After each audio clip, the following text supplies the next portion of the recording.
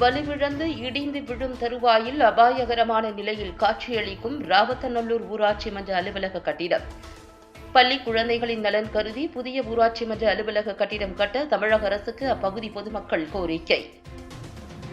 காஞ்சிபுரம் மாவட்டம் உத்திரமேரூர் வட்டம் ராவத்தநல்லூர் ஊராட்சிக்குட்பட்ட அருந்ததியர்பாளையம், திடீர் நகர், வயலூர் பூச்சோடு, ராவத்தநல்லூர் புதிய காலனி, பழைய காலனி, ஆரியன் கண்டிகை, ஆரோக்கியபுரம் உள்ளிட்ட குக்கிராமங்களை உள்ளடக்கிய ராவத்தநல்லூர் ஊராட்சியில் சுமார் 3500க்கும் மேற்பட்ட வாக்காளர்கள் வசித்து வருகின்றனர்.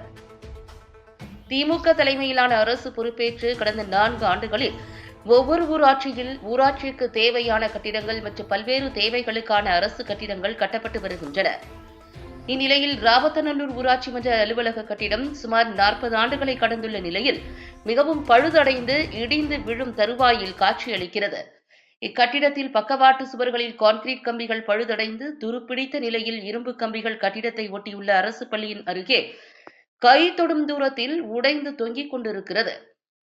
தமிழக அரசு சிறப்பு கவனம் செலுத்தி பழுதடைந்த கட்டிடத்தின் அருகில் உள்ள பள்ளி குழந்தைகளின் நலன் கருதி பழமையான ஊராட்சி கட்டிடத்தை அகற்றிவிட்டு புதிய ஊராட்சி மன்ற அலுவலக கட்டிடம் கட்ட வேண்டும் என்று அப்பகுதி மக்கள் கோரிக்கை விடுத்துள்ளனர். மிகப்பெரிய ஊராட்சிகளை உள்ளடக்கியுள்ள உத்திரமேரூர் சட்டமன்ற தொகுதியில் அரசின் பல்வேறு வளர்ச்சி பணிகள் நடைபெற்று வருகின்றது.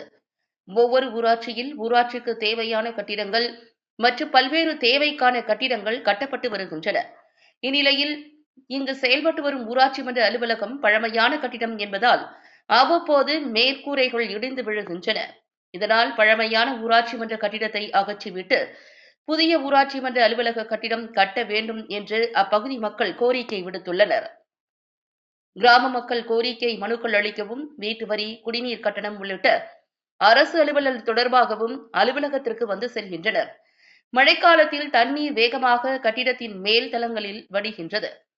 இதன் காரணமாக தளவாட பொருட்கள், முக்கிய ஆவணங்களில் மழைநீர் புகுவதால் அரசு கோப்புகள் உள்ளிட்ட முக்கிய ஆவணங்களை அங்கு வைக்க முடிவதில்லை. இடவசதியும் குறைவாக உள்ளதாக உள்ளாட்சி பிரதிநிதிகள் வேதனை தெரிவிக்கின்றனர்.